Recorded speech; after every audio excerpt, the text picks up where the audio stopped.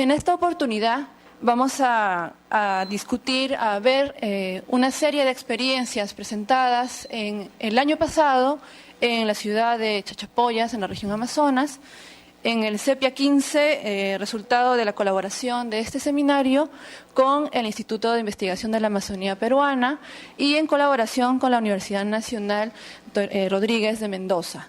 Fueron ambos nuestros anfitriones y pues obtuvimos un evento realmente exitoso, con una gran acogida tanto de investigadores de diferentes partes del país, de múltiples disciplinas, que es lo que caracteriza a este seminario, tanto de ciencias naturales, sociales, económicas.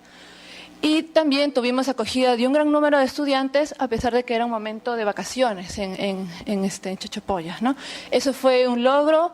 Ellos participaron tanto en ver las ponencias presentadas, pero también fueron de una gran ayuda en la organización de este evento. Entonces fue sumamente grato compartir entre todos, ver la calidad de las exposiciones, y pues en esta oportunidad tenemos la presentación de los siguientes temas, que fueron el eje central, la columna vertebral de este CEPIA 15. Tuvimos 3 temas centrales, los cuales se van a tratar ahora por los comentaristas que nos acompañan y que a continuación presentaré. En primer lugar, veremos las estrategias de vida, cambios en la tendencia de la tierra y cambios demográficos en el mundo rural. Luego veremos el tema de servicios ambientales y desarrollo rural sostenible. Y el tercer tema fue políticas de inversión pública y su impacto sobre el desarrollo rural. Estos 3 temas fueron los ejes de este seminario 15, y a partir de estos temas es que se presentaron una serie de ponencias, se apoyó a una serie de estudiantes, se dieron una serie de becas para apoyar la investigación de culminación de tesis de posgrado principalmente. Y estos temas tuvieron cada uno una ponencia de balance, a partir de la cual se inicia este libro. Entonces, yo quiero agradecer nuevamente a todos ustedes por su participación en este evento. Ya creo que vamos anunciando el siguiente CEPIA, eso lo haremos al final me estoy adelantando, disculpen, la emoción. Es mi primera vez en esta mesa, así que... Pero es un gusto, y pues no me queda más que darle paso al ingeniero Wagner Guzmán Castillo. Es un gusto presentar al ingeniero Wagner. Él es ingeniero agrícola de la Universidad Agraria La Molina, es molinero. Tiene especializaciones en máster y doctorado en Economía, Recursos Naturales y Medio Ambiente. Ha sido gerente del Instituto de Investigaciones de la Amazonía Peruana. En el momento que se dio el CEPIA en Chachapoyas, fue anfitrión nuestro. Y es docente de la Facultad de Ingeniería Ambiental de la Universidad Nacional Toribio Rodríguez de Mendoza en Amazonas, donde también dicta cátedra en la Escuela de Posgrado. Entonces, le damos la bienvenida al ingeniero Wagner Guzmán, representante de Chachapoyas y nuestro anfitrión del CEPIA 15. Muchas gracias. Muchas gracias. No suelo utilizar papel para hablar, pero lo voy a hacer porque para mí es un momento muy especial. Muy buenas noches, estimados todos, amigos, invitados, dignas autoridades y público en general. Agradezco en primer lugar y profundamente a los directivos de CEPIA por darme unos minutos para decir algunas palabras. Como siempre suelo decir, siempre todo nace y parte con algo de historia. El año 2011, ya con varios años a cuesta de vivir y radicar en la bella Chachapoyas, Amazonas, comencé a promover la idea dentro de los directivos de IAP, el Instituto de Investigaciones de la Amazonía Peruana, institución en la que he trabajado hasta diciembre de 2013 y durante casi 13 años, en apoyar la realización de CEPIA 15 en la ciudad de Chachapoyas. Dicho deseo lo transmití al señor rector de la Universidad Nacional Toribio Rodríguez de Mendoza, el doctor Vicente Castañeda, quien aceptó también dicho anhelo, y con cartas de ambas instituciones, es decir, del IAP y de la Universidad Nacional Toribio Rodríguez de Mendoza, en reunión de directivos de CEPIA en mi amada y querida Piura, propuse la candidatura de Chachapoyas para realizar el CEPIA 15, lo cual fue aceptado, y así mi sueño brevemente narrado empezó a hacerse realidad. Debo agradecer a mi muy estimado Gerardo Damonte, expresidente de CEPIA, por ser un cómplice hasta ahora anónimo de tan anhelado sueño y de haberme dado algunos tips para dicho logro.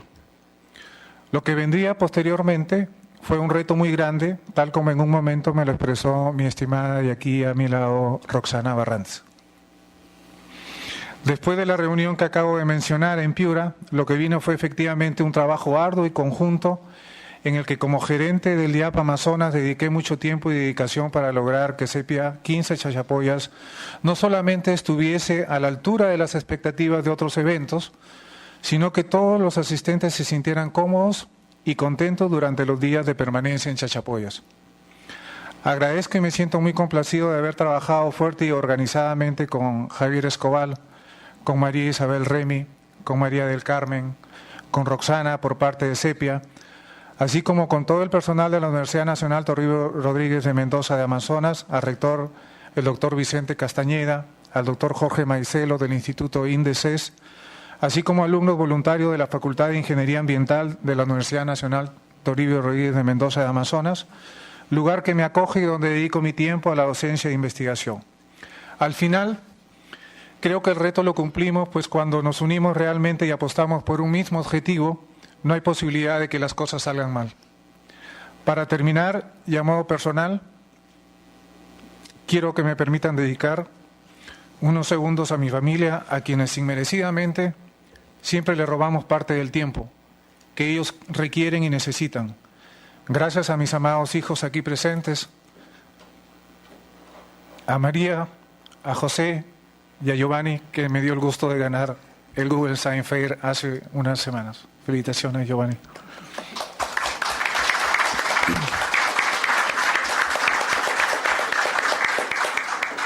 También a mi Ana Paula, que en estos momentos está ausente, y a todos ellos estoy muy orgullosos. Finalmente quiero mencionar a mi esposa Lisette y decirle que me perdone, que la amo, y agradecerle por estar siempre conmigo, especialmente en todo este tiempo que como familia pasamos momentos muy difíciles. Gracias a todos por su tiempo, por su atención, y nos vemos, disculpa Roxana, en Sepia 15 Arequipa, donde seguro estoy, todo empezará con una historia. Que Dios lo bendiga. Sepia 16. 16, Sepia 16.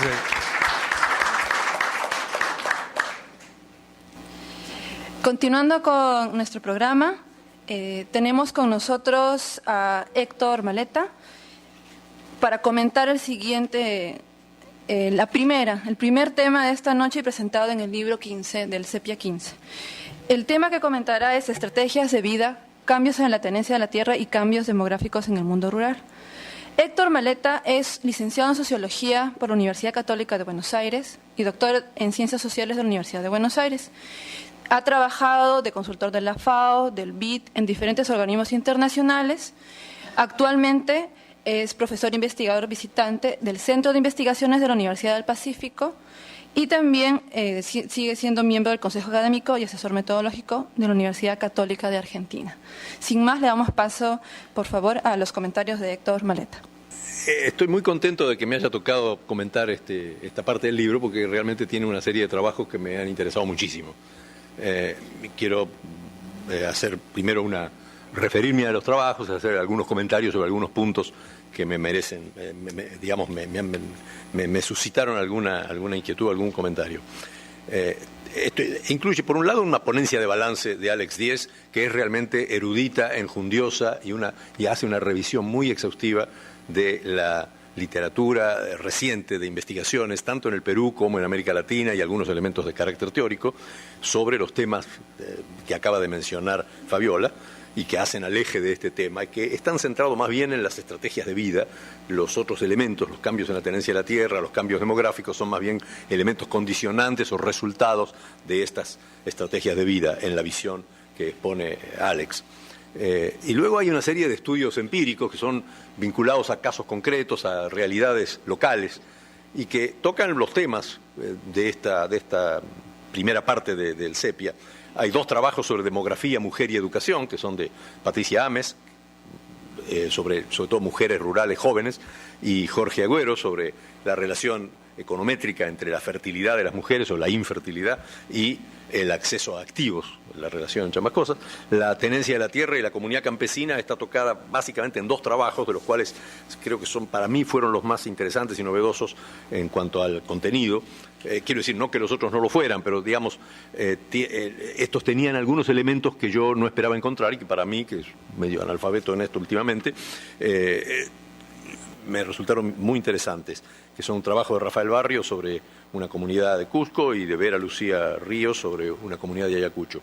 Y por último, un trabajo de Dafne Lastra acerca de estrategias de vida o estrategias familiares y estrategias de producción de productores cafetaleros. Todos ellos sumamente interesantes.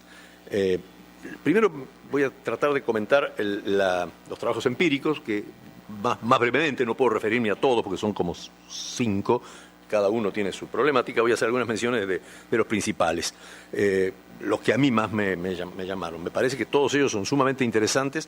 El de Patricia Ames sobre la importancia del cambio de prioridades en las familias acerca de la educación y la inserción laboral de las mujeres jóvenes, que ahora, a diferencia de lo que pasaba antes, tienen como aliadas a sus madres, que insisten en su educación y en su inserción laboral y en la demora del matrimonio y de la procreación, de tal manera que esto tiene una consecuencia demográfica muy grande. La relación que encuentra Jorge Agüero sobre que a menor número de hijos hay mayor acceso a activos y establece el orden causal de estas variables, porque el menor número de hijos está operacionalizado como un shock externo por eventos de infertilidad y por lo tanto siempre es la causa, no es el efecto del acceso a activos en este análisis, o por lo menos eso es la pretensión metodológica, digamos. Y en el tema y el caso de Dafne Lastra, que estudia cualitativamente una serie de familias en Junín que son productores cafetaleros de diferente tipo y sus diferentes estrategias. Todos ellos muy interesantes y muy ricos en análisis, pero quiero referirme más que nada a los otros 2, así aprovechamos el tiempo, porque es poco. En primer lugar, el trabajo de Rafael Barrio de Mendoza, que se refiere al proceso de transformación de una comunidad en Cusco que ha decidido municipalizarse. Prácticamente la comunidad ya ha dejado prácticamente de ser comunidad en una primera instancia como municipio de centro poblado y actualmente están pensando en distritalizarse.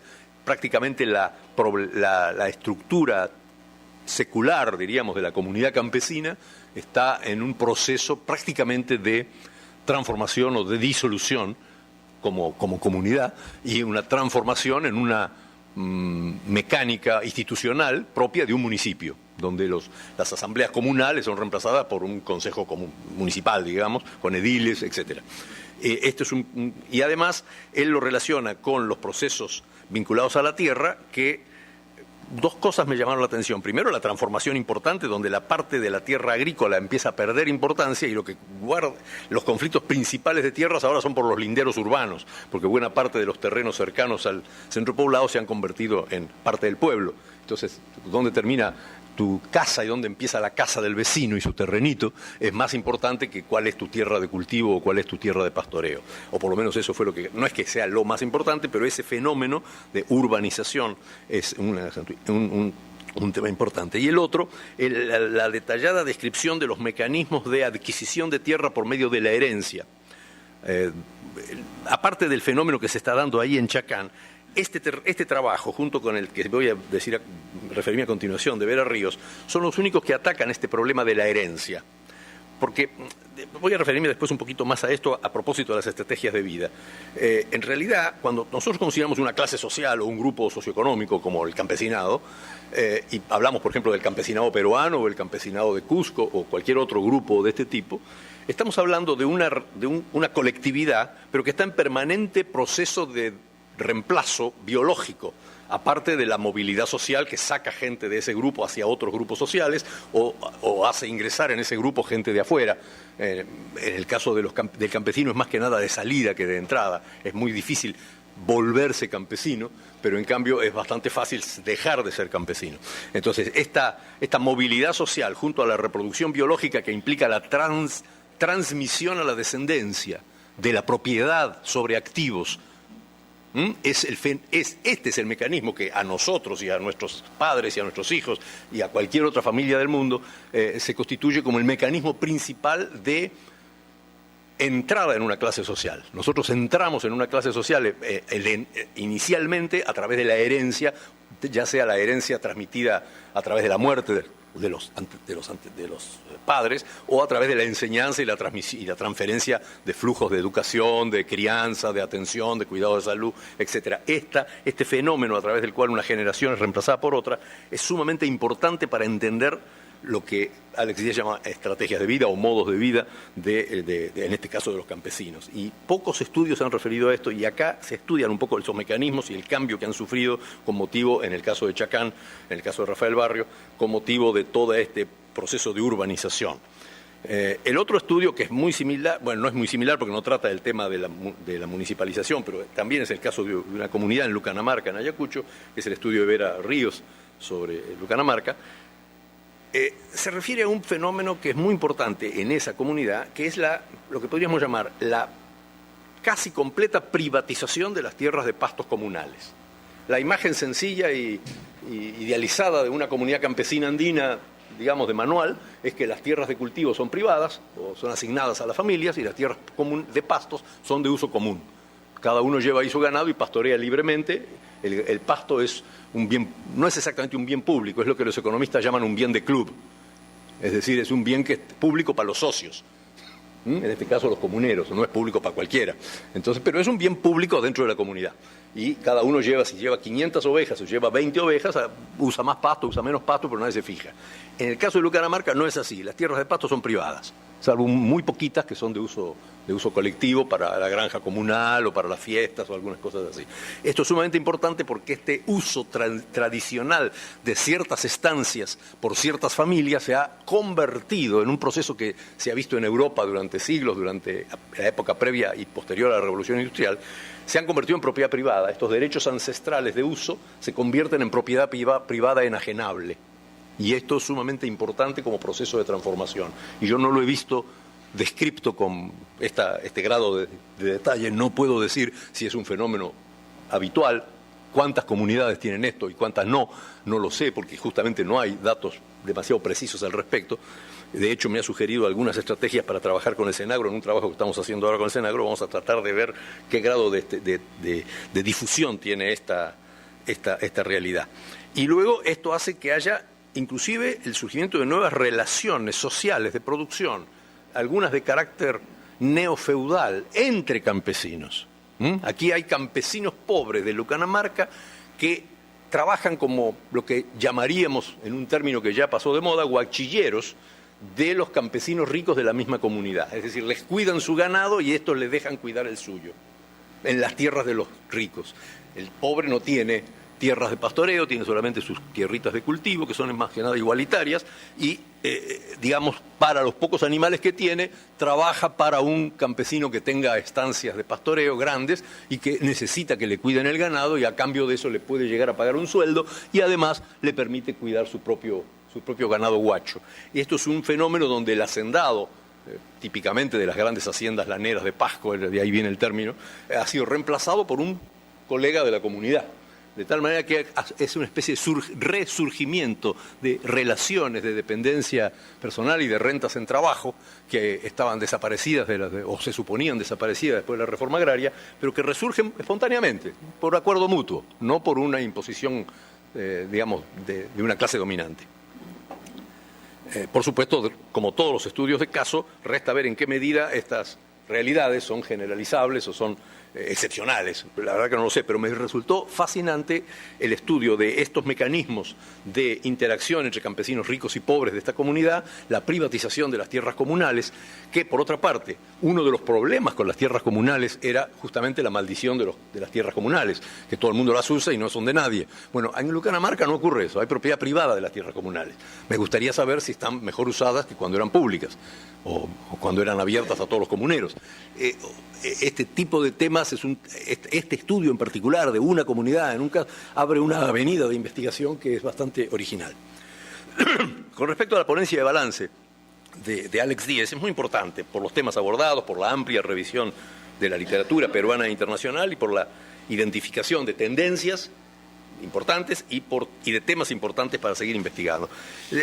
Tiene tres partes. La primera recoge cambios en los contextos. Él lo que llama cambios en los contextos son cambios en lo que es lo urbano y lo rural y la interrelación e interpenetración de lo urbano y lo rural, el fin de la separación o del tratamiento separable de lo rural y lo urbano, la pluriactividad en el mundo rural, los cambios en la agricultura comercial y campesina, su rentabilidad, su falta de rentabilidad, las nuevas actividades complementarias o adicionales a la agricultura de subsistencia, como la minería, el turismo, el empleo rural extrapedial, y cambios en relación a la tenencia de la tierra. La segunda parte trata de estrategias de vida de las familias rurales. La parte más jugosa porque ese es el centro conceptual del trabajo de Alex, y la tercera parte son debates pendientes que surgen de esta discusión.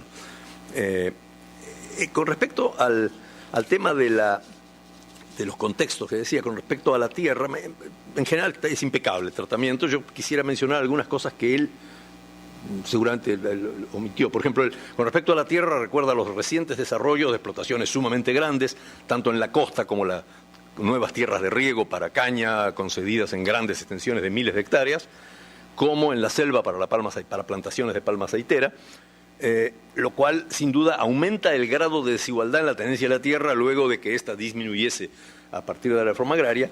Ahora, estas grandes explotaciones no apropian y concentran tierras que habían sido distribuidas o explotaciones más pequeñas. En línea ocurre esto también por compras, pero en la mayor parte se trata de tierras nuevas. O sea, se crean unidades grandes en tierras nuevas que han sido irrigadas en la costa por nuevos proyectos de irrigación o que han sido plantadas en territorios de la selva que antes eran o pastizales y montes bajos o bien selva directamente deforestada, pero se trata de una expansión de la frontera agrícola en ambos casos. No es que se concentra tierra uniendo fincas más pequeñas, sino que directamente se habilita nueva tierra en unidades no pequeñas, sino grandes, lo cual es un viraje muy importante respecto a 50 años de historia de desarrollo rural y irrigaciones y reformas en América Latina, que en general tendían a la creación de unidades familiares autosostenibles y no de grandes empresas. Pero bueno, hay otros dos procesos similares que Alex no menciona y que tienen que ver con todo este proceso reciente. Uno es el que recién mencioné, que es la apropiación de pastos comunales por miembros ricos de las comunidades. Habría que ver lo que decía antes, si esto es, no sé si lo menciona, pero por lo menos no le da la misma importancia que a las grandes. Y la otra es una cosa que tampoco he visto muy estudiada en lo que he podido revisar de los estudios, no tanto los que menciona él, que es la compra de tierras para emprendimientos de agricultura comercial, no de gran escala, pero sí de gran escala en cuanto al capital invertido por hectárea. No de gran extensión, pero sí por parte de capitales de origen urbano en general, y que son propietarios con o sin origen campesino, los propietarios de estos emprendimientos. Yo personalmente conozco varios de los cuales me han hablado, algunos exóticos, digamos, para la historia de la agricultura peruana, por ejemplo, varios pilotos de líneas aéreas internacionales que deciden comprar tierras en la selva de la ceja de selva para poner plantaciones de pecanas y otra serie de cultivos de algunos de larga maduración como inversión productiva para cosas así, o invernáculos para la producción de flores de corte en Junín, o cosas de ese tipo, que no son emprendimientos campesinos que emergen.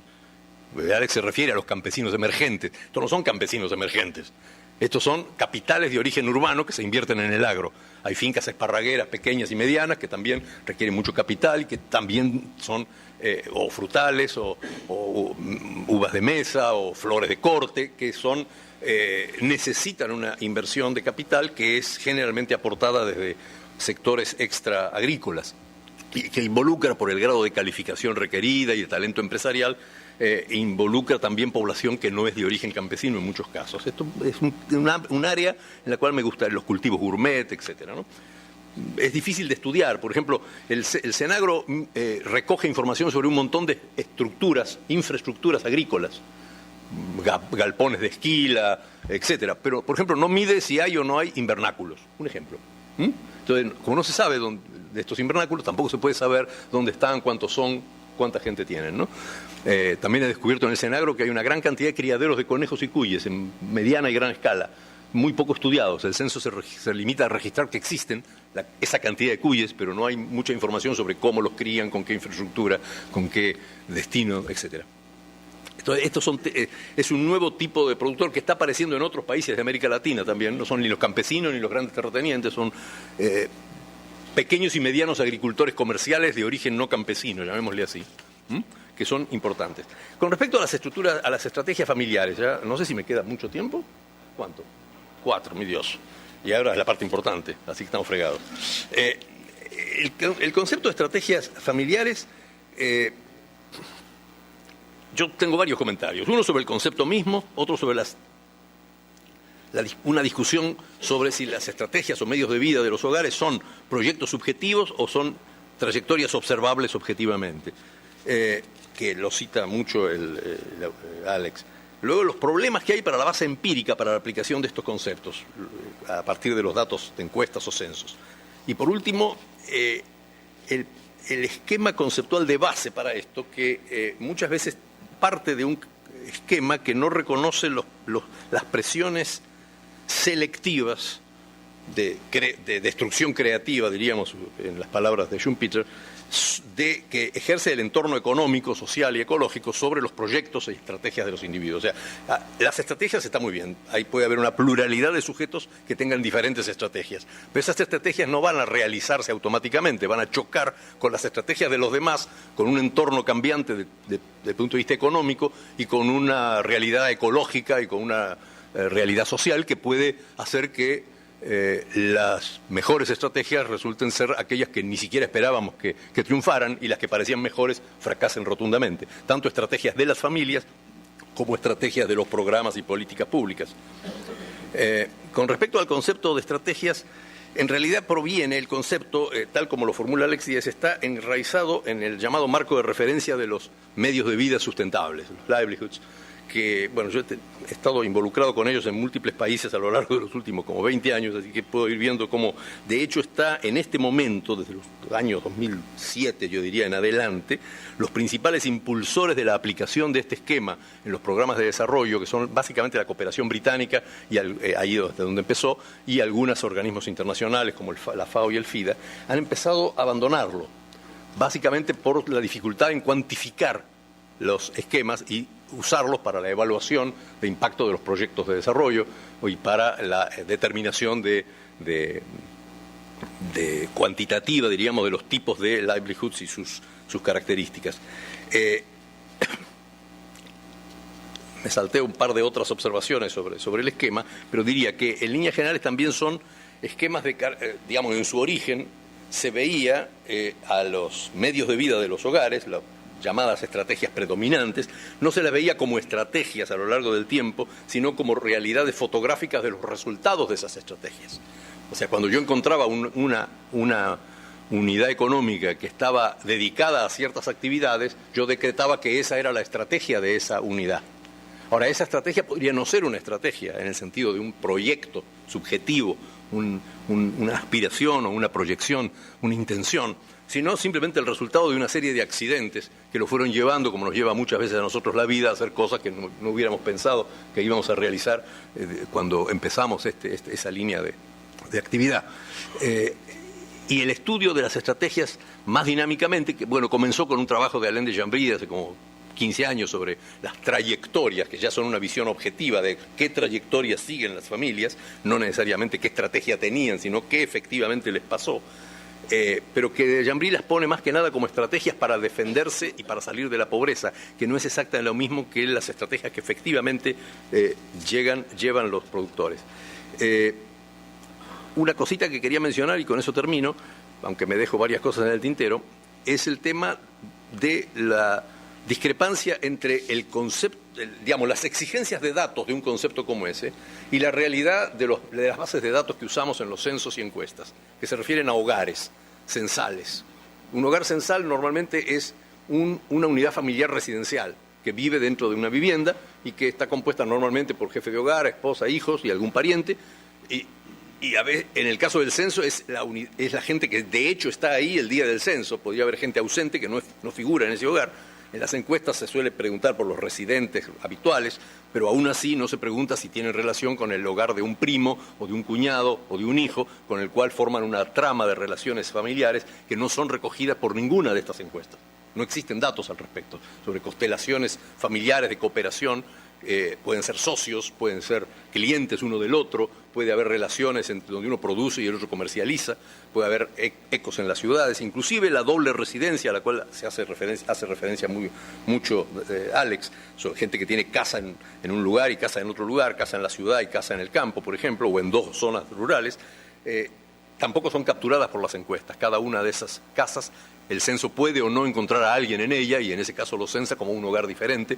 No hay identificación. Este hogar de la familia García es el mismo, él es el hijo de aquel otro agricultor que está en otro distrito, en otra provincia. Eso no existe en ningún lugar. Y no hay metodologías fácilmente accesibles para el estudio de esas constelaciones. Y lo mismo para las trayectorias intergeneracionales, lo que yo mencioné antes de la herencia, de las transmisiones de riqueza de una generación a la otra y la reproducción de las condiciones de existencia de la generación anterior en la generación siguiente, cosa que pocas veces se estudia y donde además muchas veces revela que las estrategias que se siguieron no dieron el resultado esperado. Nosotros vemos las estrategias de la gente que se quedó, pero de repente son mucho más los que se han ido. Yo hice hace un par de años para RIMISP un estudio sobre este tema donde hice una pequeña aproximación a nivel latinoamericano tomando una serie de censos de distintos países. La idea era la siguiente: ¿cuántos campesinos de subsistencia había en América Latina hacia 1950? Bueno, había aproximadamente 90 millones. Algunos subordinados a las haciendas, otros independientes. ¿Cuántos son ahora los sobrevivientes y descendientes de aquella población? Son unos 330 millones, aproximadamente. Estos 330 millones, de ellos, solo el 20 o 22% son campesinos de subsistencia.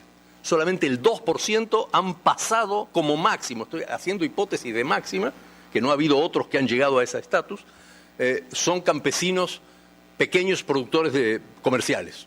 O sea, y después hay como 60 y pico % que están en actividades urbanas, como 10% que están en otras actividades rurales, y hay un 2 o 4% que están en el extranjero.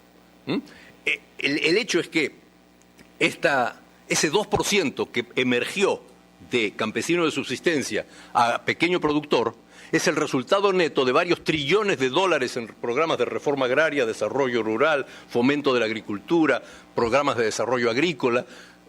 Debe ser de los puestos de trabajo más caros del mundo. ¿Sí? Posiblemente si le hubieran dado los dólares en forma equitativa a todos ellos, estarían ahora viviendo en la Quinta Avenida de Nueva York. Es decir, ese tipo de cosas muestra como una estrategia. La reforma agraria aspiraba a crear unidades familiares, y lo mismo pasa con otros esfuerzos de desarrollo rural. Casi todos los proyectos del FIDA, por ejemplo, van hacia el desarrollo agrícola. Tienen un éxito absolutamente minoritario. El grueso de la gente busca otras salidas, algunas voluntariamente, otras por imperio de los acontecimientos.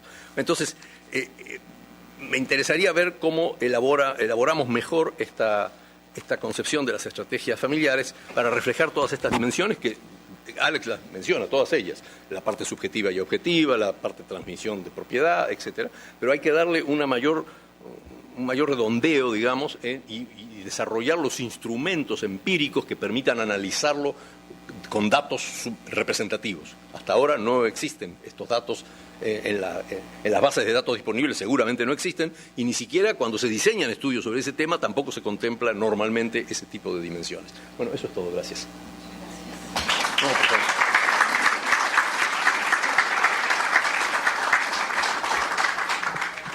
Agradecemos al doctor Maleta por sus comentarios y análisis del tema mencionado.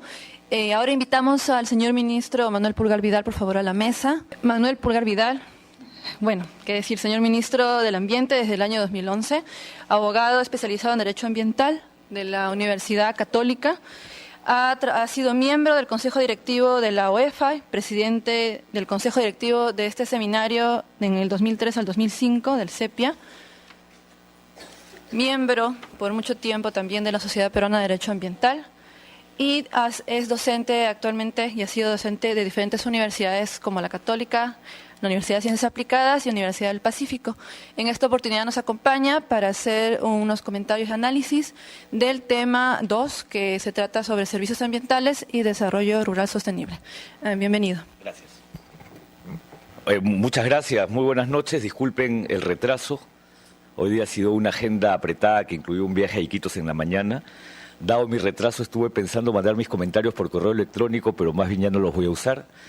Entonces, agradezco a Sepia y felicito la publicación del libro Sepia 15, resultado del último seminario bienal que fue en Chachapoyas, en el que lamentablemente no pude estar. Y además felicito que Sepia siga incorporando continuamente dentro de la reflexión de lo agrario, dentro de la reflexión de lo rural, el tema ambiental, el tema climático y en este caso más específicamente el tema de los servicios ecosistémicos. Y he leído con mucha atención la ponencia de balance de Ernesto Ráez Luna y lo primero que debo señalar es que aprecio que Ernesto haya sido capaz de seguir lo que es la filosofía del Sepia, es decir, hacer un balance de la investigación temática, en este caso específico sobre el tema de los servicios ecosistémicos, en un intento complicado y difícil de vincularlo al tema del desarrollo rural y que además lo haya hecho reconociendo la escasez de literatura que sobre el tema existe. Existe en realidad abundante literatura sobre servicios ecosistémicos de carácter científico, pero no literatura que vincule estos servicios ecosistémicos al mundo rural. Pero en todo caso, dentro de esa escasez ha podido articular una ponencia que la he considerado y la considero interesante, plantea algunos retos, plantea algunas perspectivas, que es lo que Sepia hace, plantear la investigación para el futuro, en este caso específico sobre los servicios ecosistémicos. Y permítanme hacer un pequeño resumen de lo que Ernesto plantea en su ponencia, para luego hacer algunas reflexiones de lo que podría constituir la investigación sobre el tema para el futuro. Ernesto se introduce al tema de los servicios ecosistémicos desde su definición, probablemente la definición más lograda, que es la definición técnica planteada por la evaluación de los ecosistemas del milenio, que ya tiene algunos años, y en donde se reconoce que los servicios ecosistémicos son de distinta naturaleza, son de provisión, son de apoyo, son culturales, recreacionales, y a partir de ahí intenta definir desde este concepto dado por la evaluación de los ecosistemas del milenio, cuánto de ello realmente se traslada a lo que es la investigación que sobre el tema existe. Y hay una primera apreciación que me parece interesante tener en cuenta dentro de la reflexión de lo que debe ser investigado. Hay un punto en la ponencia de Ernesto en donde él plantea que el concepto de servicios ecosistémicos se ha convertido, pareciera, en una evaluación de lo crematístico. ¿Cuánto pago por? Y entonces eso me lleva a una primera reflexión. ¿Son los servicios ecosistémicos, en todas sus formas, un concepto técnico, es un concepto económico o es un concepto jurídico? Y creo, porque Ernesto a lo largo del desarrollo de su ponencia plantea cómo la economía ingresa al planteamiento de lo que son servicios ecosistémicos e intenta definirlos a partir de lo que es valor de uso, como valor de uso directo y valor de uso indirecto. Sin embargo, encuentra una fuerte limitación cuando se trata de valores de no uso, porque esos valores están cargados de subjetividad. Y entonces él plantea que esta aproximación de la economía al concepto de servicios ecosistémicos genera una insuficiencia porque resulta muy complejo, por no decir imposible, llegar a una definición de valor total. Y creo que ahí hay un primer concepto que tiene que ver con cuánto la economía ha traído el concepto de valor de servicios ecosistémicos al debate, a la discusión y a la literatura. Y esto de inmediato me llevó a pensar en toda esta iniciativa que se hizo hace algún tiempo, con apoyo de la Fundación MacArthur, sobre el tema de los trade-off entre conservación y desarrollo, en donde entra siempre una valoración económica, pero dentro de todo siempre hay una valoración subjetiva que es muy difícil de apreciar.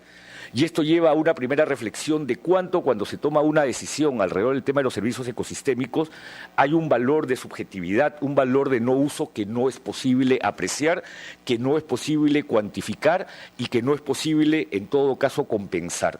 Y entonces creo que ahí hay un nivel de reflexión muy importante que Ernesto lo lleva luego a la reflexión sobre si hay realmente una apreciación o una valoración de los servicios ecosistémicos en el mundo rural.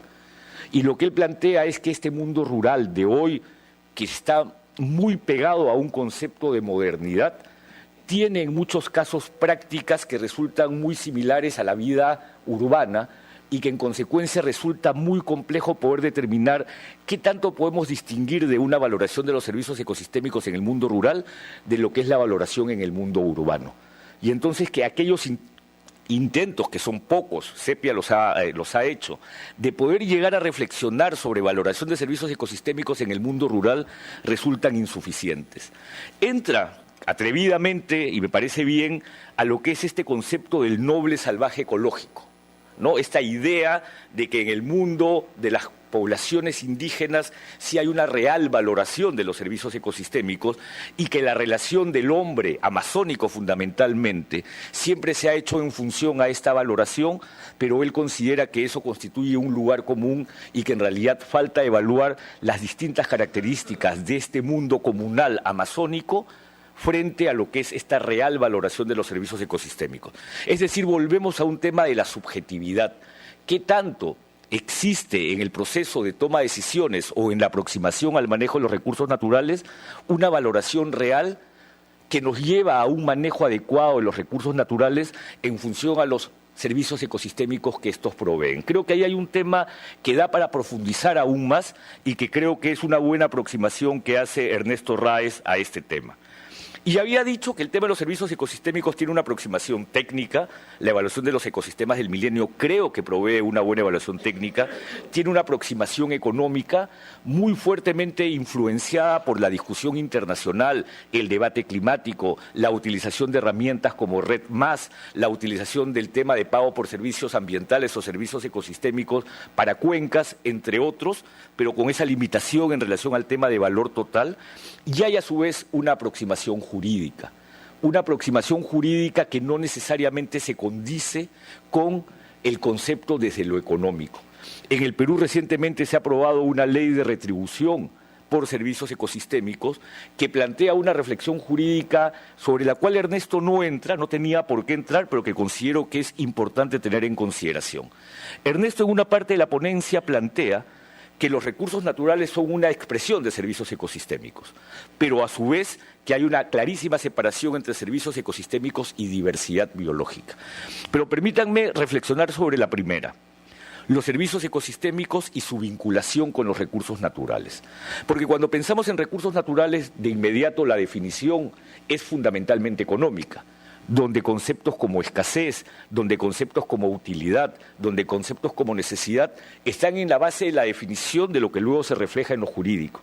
Y con los servicios ecosistémicos ocurre exactamente lo mismo. La gran definición, la gran complejidad jurídica en el tema de los servicios ecosistémicos es si son o no son un recurso natural. ¿Constituyen los servicios ecosistémicos un recurso natural o no lo son? Y si lo son, ¿quién los administra? ¿Quién los otorga? ¿Quién se beneficia? ¿Cómo se dan? ¿Cómo se compensan? Y esa compensación beneficia a quién.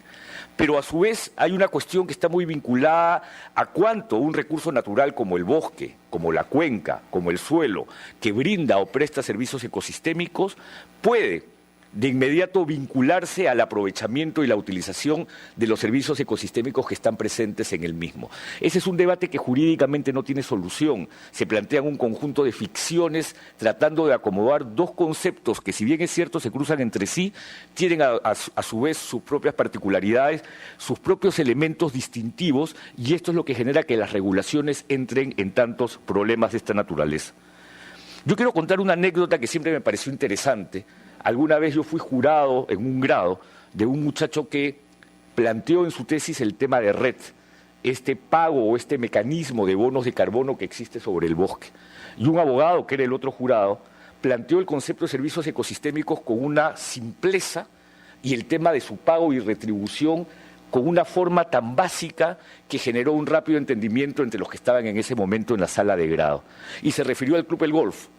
Y lo que señaló es: si un vecino de la avenida Miro Quesada viese que el Club El Golf quiere cortar sus árboles, la pregunta que le hizo al joven que aplicaba, que postulaba al grado, era si los vecinos tenían algún derecho a oponerse a que el Club El Golf corte los árboles. Y claro, la respuesta jurídica de inmediato es: no tiene ningún derecho porque el Club El Golf es un club privado.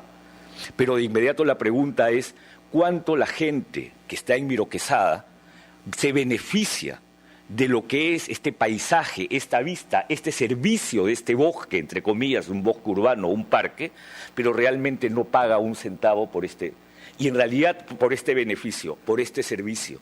Y los únicos que lucran con este servicio son las inmobiliarias, que probablemente cobran 3 veces más por un inmueble en Miró Quesada que lo que podrían cobrar en Orrantia, que está a la espalda, o en Basadre, que está a la espalda. Y eso es justamente lo que nos lleva a esta percepción de quién son, quién tiene derecho, cómo se paga y a quién beneficia. Y creo que esa es una lógica de entendimiento que, aunque parece muy esencial, es fundamental ponerlo sobre la mesa, porque es la que nos permite entender exactamente lo que significa el tema de los servicios ecosistémicos. Y también Ernesto hace una referencia al tema de los servicios ecosistémicos vinculados a la cuenca, todos estos sistemas de pago por servicios ambientales del agua, y hace referencia a lo que está ocurriendo en Moyobamba, hace referencia al Acuafondo, que es un sistema justamente de supuesta retribución de servicios ecosistémicos para las cuencas del Chillón, Rímac y Lurín, pero lo que señala es que en realidad, más que ser un sistema de retribución, este es un sistema de contrato en donde yo me pongo de acuerdo de pagar ciertas conductas. Y entonces no constituye en sí un sistema clarísimo de retribución por servicios ecosistémicos, sino un arreglo institucional entre los que tienen que realizar ciertas acciones en la cuenca alta con aquellos que se benefician del agua en cantidad y calidad en la parte baja de la cuenca. Y esto lleva de inmediato al tema de qué es lo que se compensa. Se compensan cuestiones que son acciones concretas, pero también, como diríamos en el derecho, obligaciones de no hacer, es decir, no tocar, permitir que el ecosistema siga brindando sus servicios, que pueden ser los que señalé, de apoyo, de aprovisionamiento, de recreación, culturales o etcétera. Pero establecer este nexo entre qué significa la acción en la parte alta de la cuenca para el beneficio en la parte baja de la cuenca requiere fundamentalmente un arreglo institucional, y estos son los mecanismos que se vienen utilizando en muchas partes del mundo. El FONAJ en Quito, el Acuafondo en Lima, uno en Santa Fe de Bogotá, en Colombia, entre otros sistemas, y creo que ahí Ernesto hace una muy buena reflexión. Pero también creo que es importante, y ahí probablemente pudo profundizar algo más, si el tema de servicios ecosistémicos se ve reflejado en los mecanismos que utilizan los estados para promover ciertas conductas ambientales.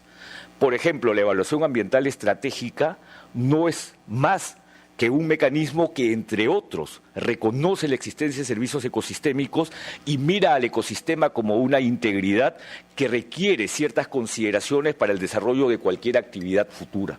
Y ese es un tema sobre el cual alguna literatura existe y creo que se podría profundizar. Sistemas como el ordenamiento territorial tienen a su vez una lógica ecosistémica y tienen a su vez una mirada desde los niveles de provisión de estos servicios que el ecosistema puede brindar. Y sobre eso también creo que existe cierta literatura que pudo haber abundado algo más en esta ponencia de balance.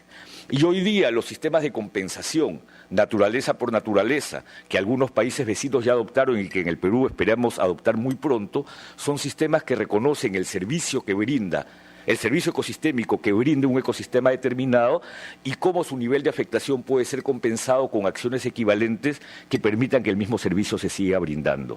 Y sobre eso también ya hay alguna literatura, probablemente escasa, sobre la cual se puede profundizar.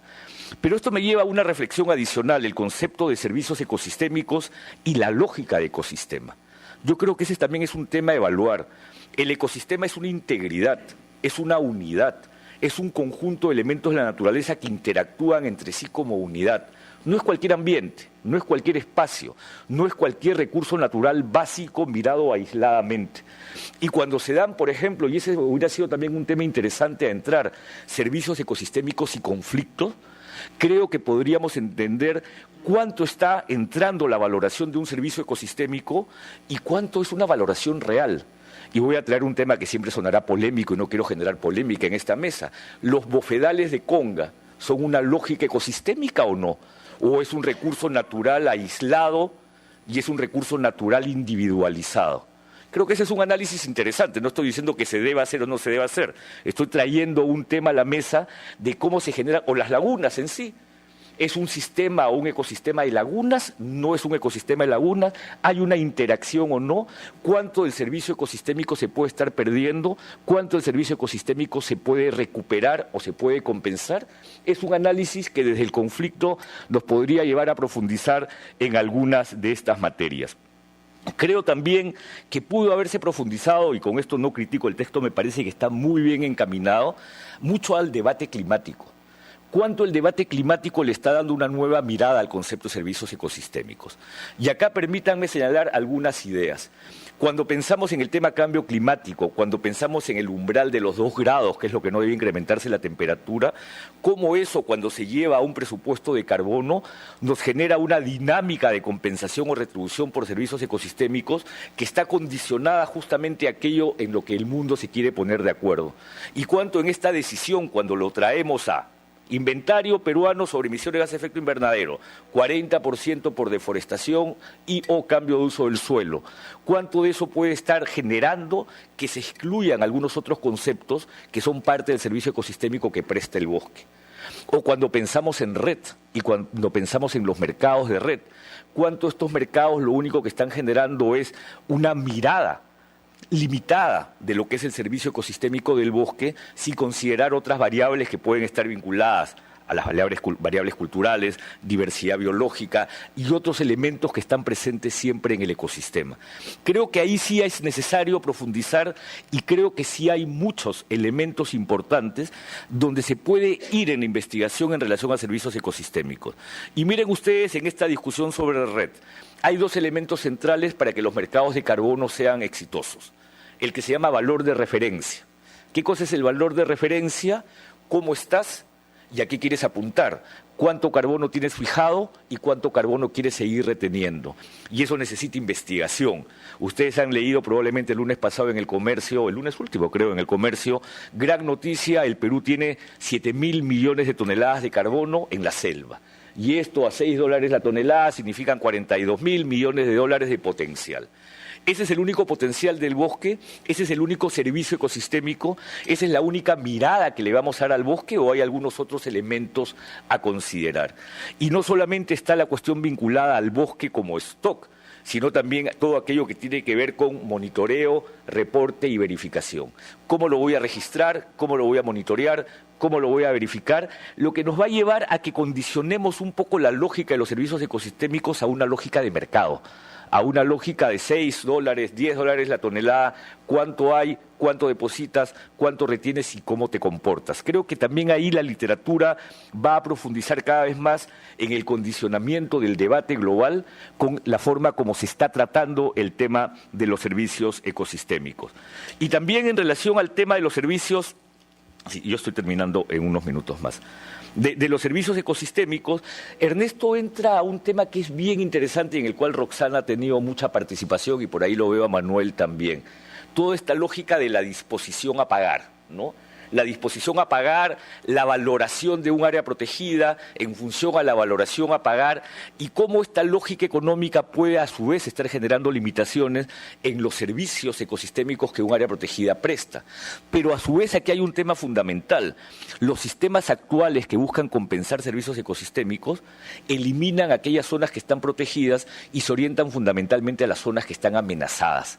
Y entonces se generan un conjunto de confusiones, porque justamente lo que están tratando es de compensar un valor de una actividad foránea al bosque, a la cuenca, frente a lo que es el real valor del servicio ecosistémico que tiene el mismo. Yasuní. ¿Qué cosa era Yasuní? ¿Era una iniciativa realmente orientada a compensar servicios ecosistémicos? No. Era una iniciativa orientada a decirle al mundo, acá tengo tantos miles de millones de dólares en petróleo, dame por lo menos la mitad. Y creo que generó una lógica de emoción en el mundo, pero a su vez una lógica muy equivocada de lo que era este mecanismo, que no tenía nada que ver con el servicio ecosistémico del bosque. Estaba queriendo en ese momento Ecuador captar un monto de dinero que le permitiese compensar el dinero que no le iba a ingresar por la actividad petrolera. Entonces, ahí es donde vuelvo, y con esto concluyo, a decir que esta lógica técnica, jurídica, económica, más el debate global, nos genera un conjunto de miradas distintas sobre los servicios ecosistémicos que no nos permite ni verlos integralmente, ni afinar las estrategias para tomar decisiones cuando uno realiza una actividad económica, doméstica, humana determinada.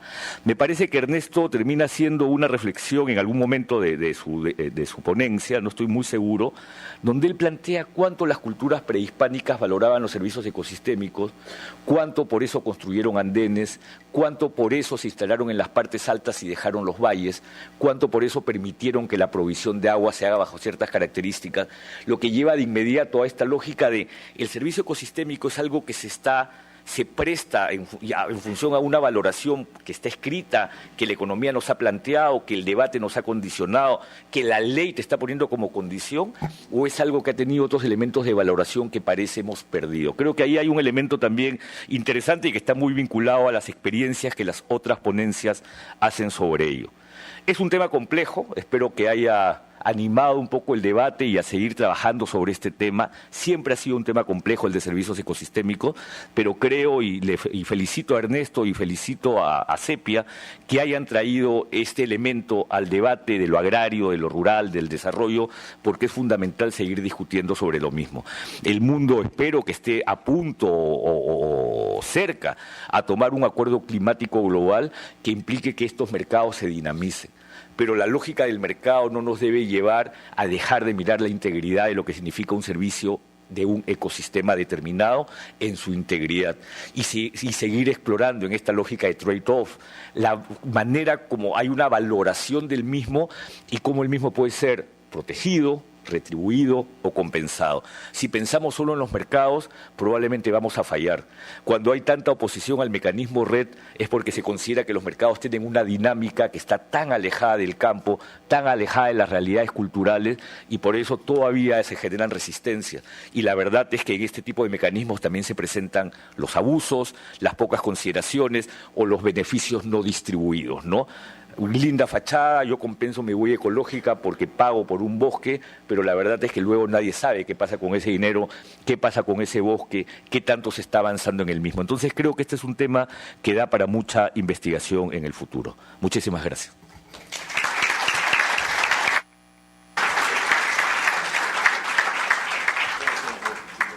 Le agradecemos al ministro Manuel Pulgar Vidal por su brillante contextualización del tema, el debate, la polémica sobre los servicios ecosistémicos.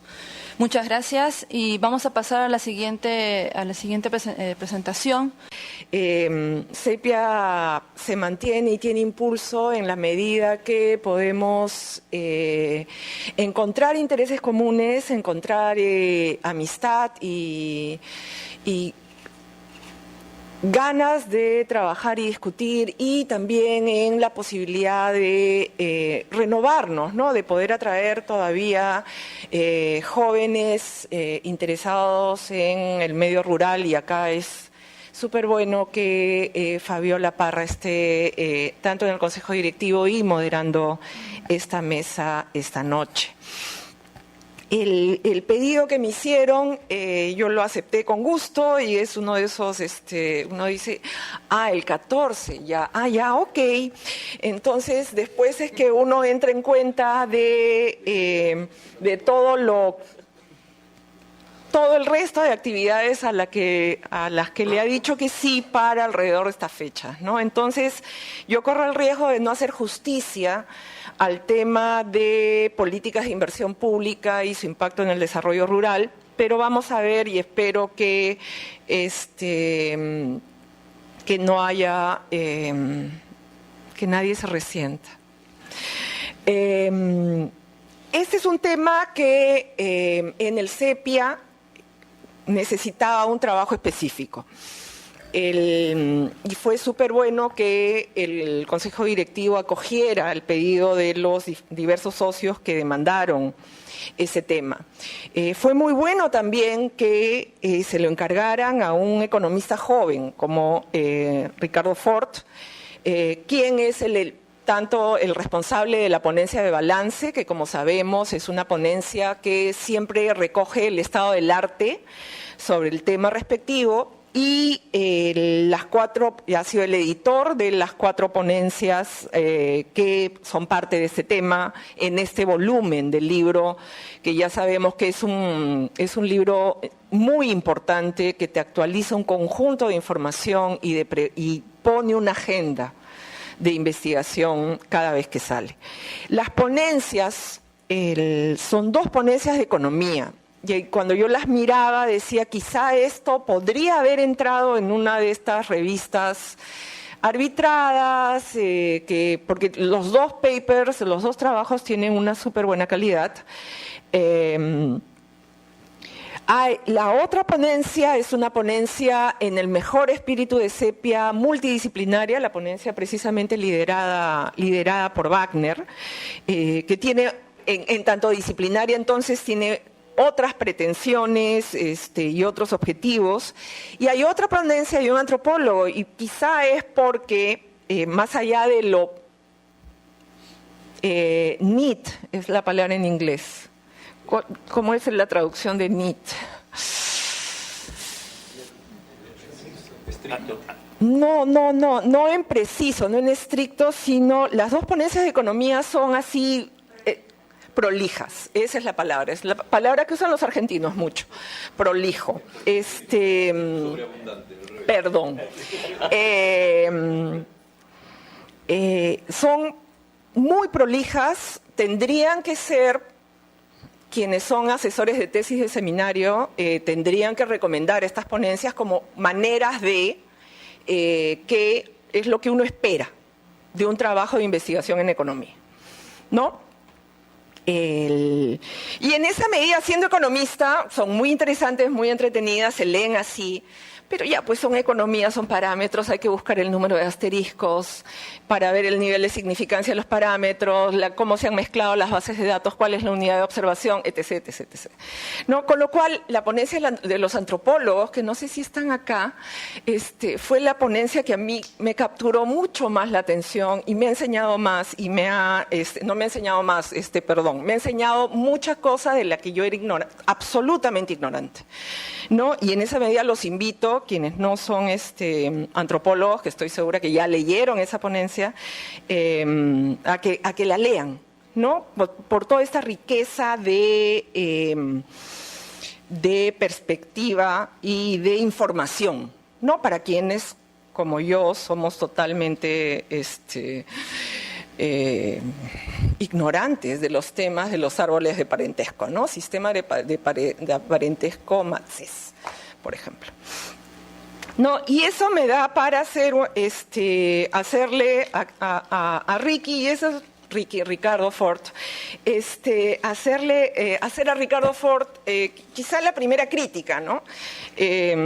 Ya sabemos que en Sepia siempre esperamos algo de crítica, por más que la ponencia nuevamente, y Ricardo lo dice con mucha claridad, es un tema amplísimo, es un tema que es muy complicado acotar, ¿no? Porque si uno ve políticas de inversión es el crecimiento de los stocks, con lo cual tendríamos que trabajar también en teorías de crecimiento. Y claro, quienes estudiamos en la década de los 70 e inicios de los 80, tendríamos que empezar a hablar del desarrollo desigual y combinado, ¿no es cierto? Porque los stocks de una calidad aumentan, etcétera, ¿no? Entonces uno podría realmente llegar a todo el libro, podría ser la ponencia balance, ¿no? Entonces, ahí voy a dar una vuelta, no sé si voy a hacer. Es bien difícil ir después de Héctor Maleta y Manuel Pulgar Vidal, esa habilidad que tienen para ser oradores. Bueno, preguntas para Ricardo. Preguntas para Ricardo, ¿no? En la ponencia balance hay una concepción de desarrollo, ¿no? La concepción de desarrollo que tenemos los economistas, ¿no? Tenemos que tener crecimiento económico y claro, hay indicadores de ingresos y hay otros indicadores, marcadores de desarrollo de bienestar. Y me parece, quizá lo leí demasiado rápido, que no hay ni siquiera una nota a pie diciendo estoy asumiendo esta concepción y esta es una concepción de varias y que en el marco de desarrollo rural, en el marco de servicios ecosistémicos, en el marco de multidisciplina, podría ser una concepción crítica o criticada con la que yo estoy o no estoy de acuerdo.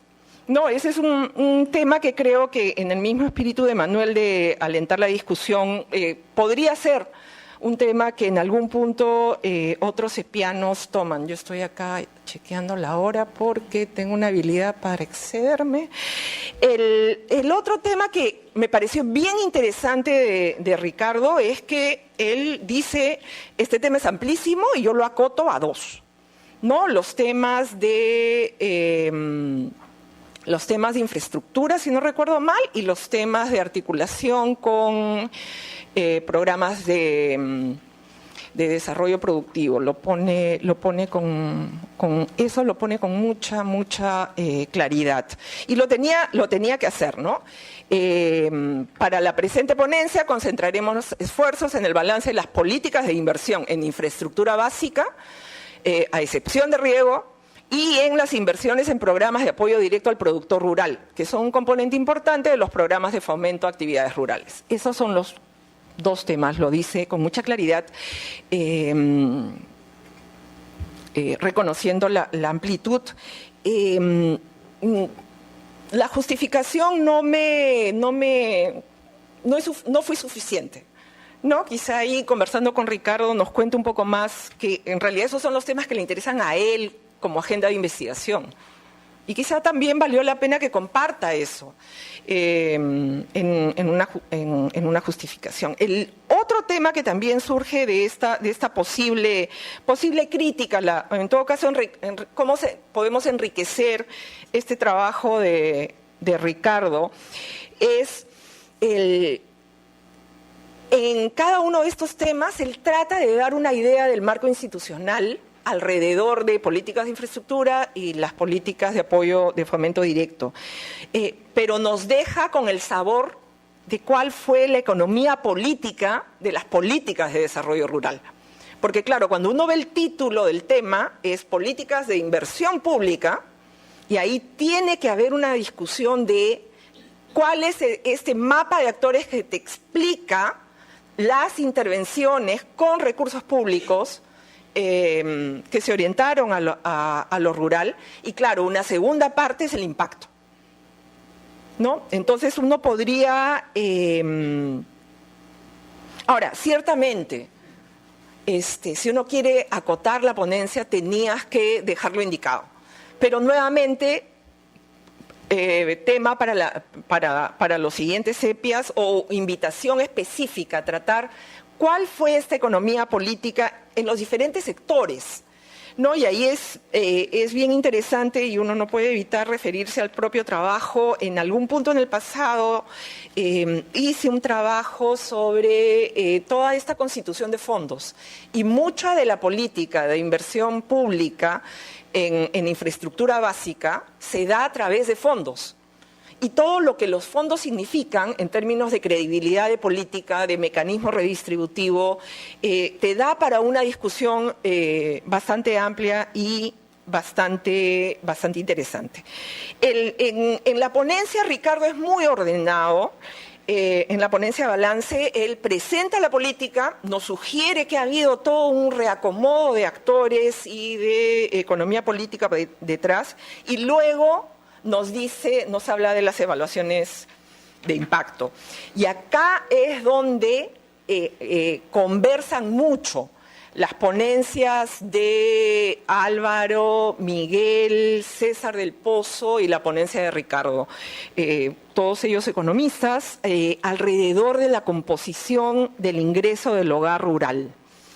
Y ahí yo no sé si había espacio para que Ricardo recoja ya los resultados de las ponencias que aparecen en su propia sección editada, ¿no? Que son que te abren una discusión que él la pone teóricamente, ¿no? Porque para los hogares rurales, parte de los buenos trabajos que se están haciendo sobre el impacto del programa Juntos, sobre la reducción de pobreza, se explica por ingreso autogenerado, por transferencias, pero dentro del hogar rural distinguimos lo que es el ingreso agropecuario y el ingreso laboral no agropecuario, ¿no? Entonces, esta discusión conversa mucho estos tres trabajos y luego haré mención a los otros dos. El trabajo de Wagner, y acá me salto un poco de la ponencia balance a la ponencia multidisciplinaria de Wagner, me parece que han hecho un buen esfuerzo tratando de tener una ponencia alrededor de lo que es un trabajo de intervención, aparentemente, ¿no? Entonces, en esa medida aprendemos muchísimo de incidencia territorial, porque juntan métodos de sistemas de información geográfica con información socioeconómica para ubicar dónde es más probable que tengamos brotes de enfermedades que no puedo pronunciar en general, pero que en los nombres comunes son verruga, dengue y UTA, ¿no? Encontrando un conjunto de variables socioeconómicas que son importantes, con lo cual abre un gran campo de política pública, de inversión, de trabajo del gobierno regional, ¿no? Acá quiero volver al tema de los papers de Del Pozo y Hopkins y Figallo. El paper Del Pozo a mí me dejó una sensación, porque es nuevamente prolijo, muy prolijo econométricamente. Estoy seguro que ha sido parte de uno de los ensayos de una tesis doctoral o algo parecido. Tiene todo el lenguaje que ahora está de moda, ¿no? En econometría de la evaluación de impacto, diferencias e indiferencias con propensity score matching y identificando los soportes comunes y etcétera, etcétera, toda esta nueva jerga que si no la ves no puedes conversar, tratando de ver cuán efectiva era esta inversión en capital humano que hace el programa Juntos para tratar de eliminar la transmisión intergeneracional de la pobreza en un conjunto de variables de resultado de la unidad agropecuaria.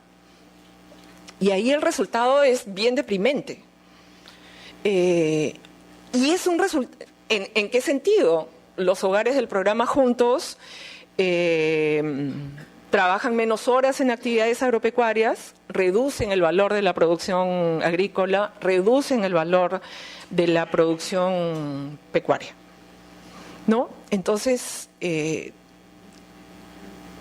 uno se queda por lo menos con ganas de replicar el ejercicio, ¿no? Porque no es lo que esperamos.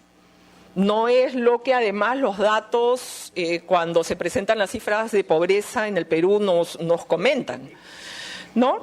Entonces, uno lee luego el paper de Hopkins y Figallo, y miren, en el paper de Del Pozo estamos hablando de inversión en capital humano, ¿no? De hogares pobres. Y en el paper de Hopkins y Figallo, la variable de intervención, digamos, la variable de tratamiento, es la inversión en capital físico alrededor del riego. Entonces es muy complementario con lo que Ricardo ve infraestructura básica excepto riego, y el paper de Figallo y Hopkins ve riego. Me quedan 5 minutos, ¿no? Sí. 3. El paper de Hopkins y Figallo ve riego y qué pasa con nuevamente otros indicadores de pobreza e ingresos.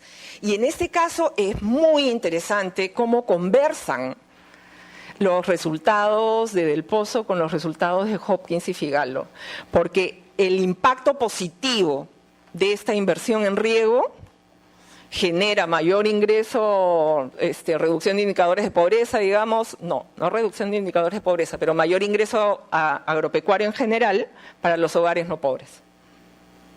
Pero en los hogares pobres no hay resultados detectables.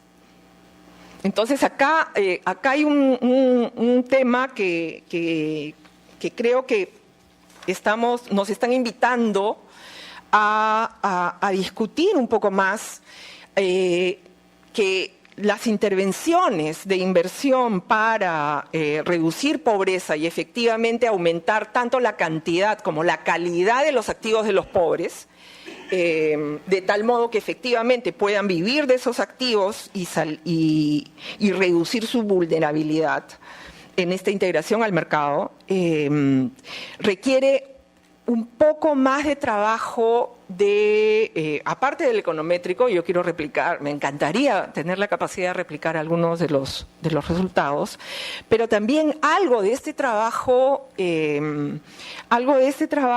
cualitativo necesario para darle una historia a estos parámetros, ¿no? Los hogares pobres, efectivamente, como hipotiza Ricardo en el trabajo, al dedicar mayormente, también del Pozo, al dedicar mayormente los ingresos de la transferencia a activos pecuarios, están viendo este ingreso como un ingreso temporal. No están elevando el nivel de consumo. Para decirlo en sencillo, casi todos hemos pasado por el trance de pasar de ser practicante a pasar a ser trabajador, ¿no? Y nuestro ingreso se ha multiplicado prácticamente por X, ¿no?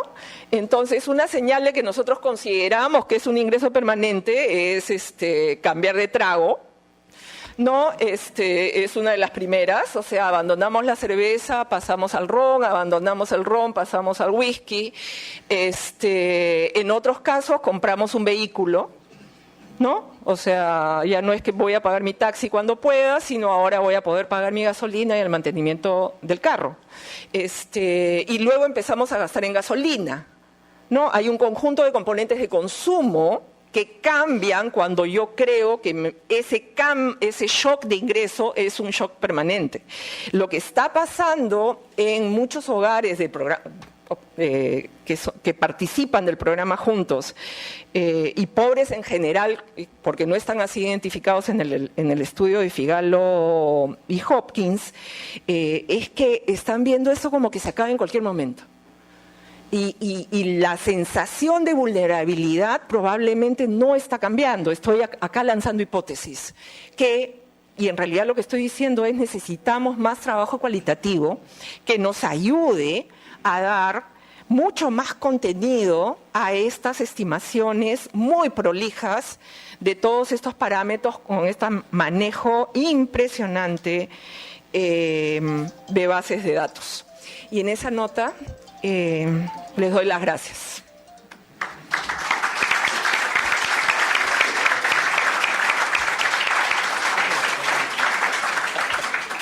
Aún quedaban unos minutos, pero gracias por ceñirse al tiempo.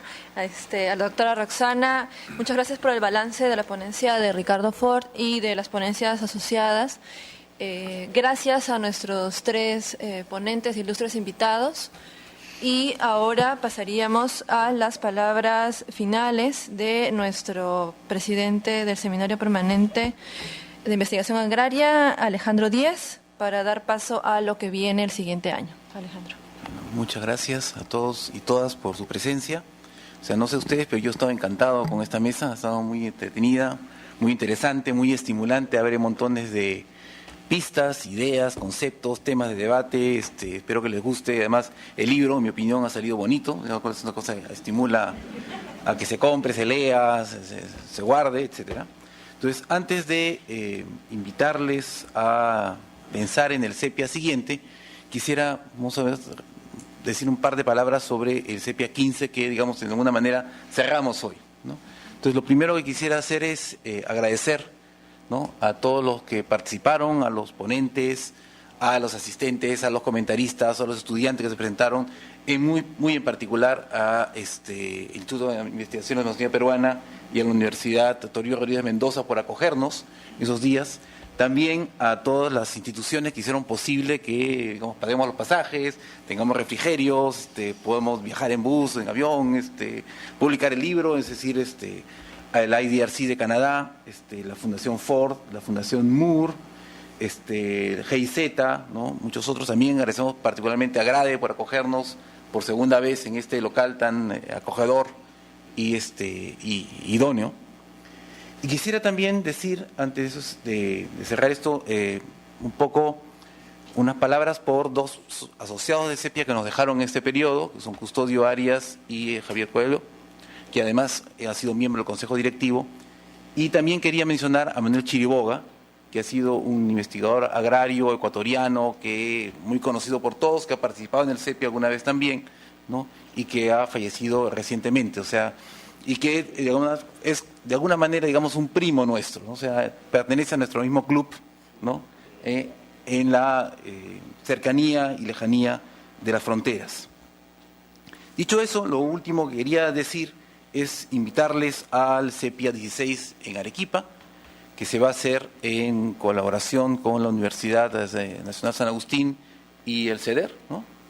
Y que ya tenemos, de acuerdo a las discusiones del Consejo Directivo y las, vamos a decir, la Asamblea de Asociados y el Consejo Directivo recogiendo las sugerencias, sumando, restando, estableciendo, digamos, compromisos sobre los temas, 3 nuevos temas para el Sepia 16, ¿no? El primero es las dinámicas informales e ilegales en los espacios rurales, ¿no? Hemos pensado, después de muchos sepias en que estamos discutiendo qué hay que hacer ese tema o no hacerlo, hemos decidido, vamos a tomar, no sé, pues, la cocaína por las astas, ¿no?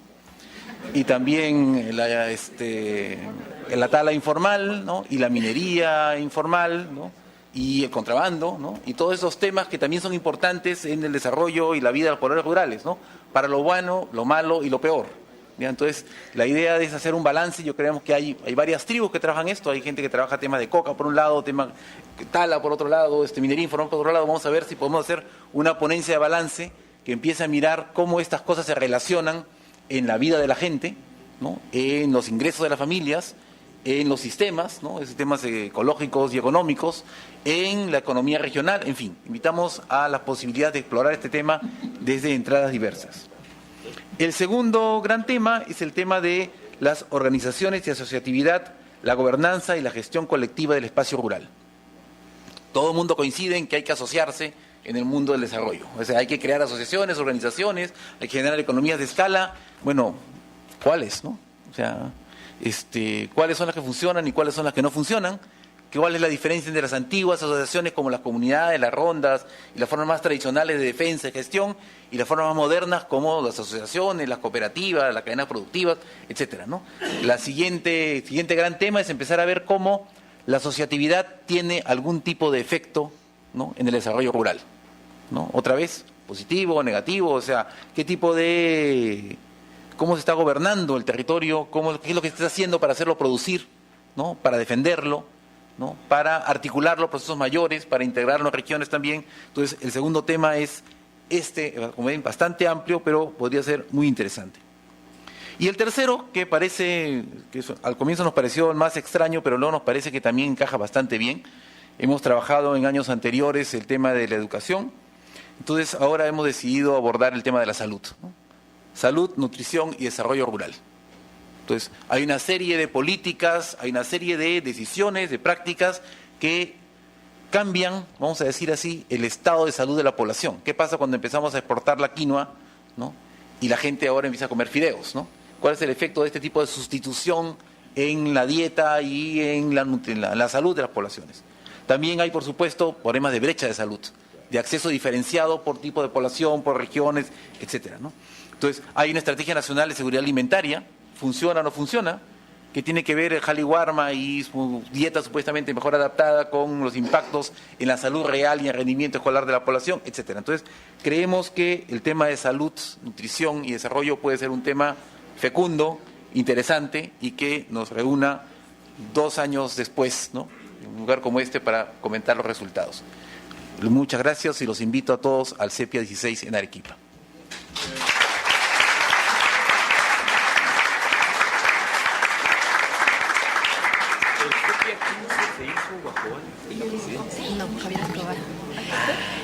Bueno, ya muchas gracias Alejandro, muchas gracias a todos nuestros invitados. ¿Qué tal mesa? La verdad ha sido un gusto para mí estar acompañándolos aquí. Ahora, bueno, ya para el pre-Sepia 16 vámonos a hacer un brindis con todos los amigos, con todos los colegas y nuevamente muchas gracias por el espacio y gracias a todos. Buenas noches.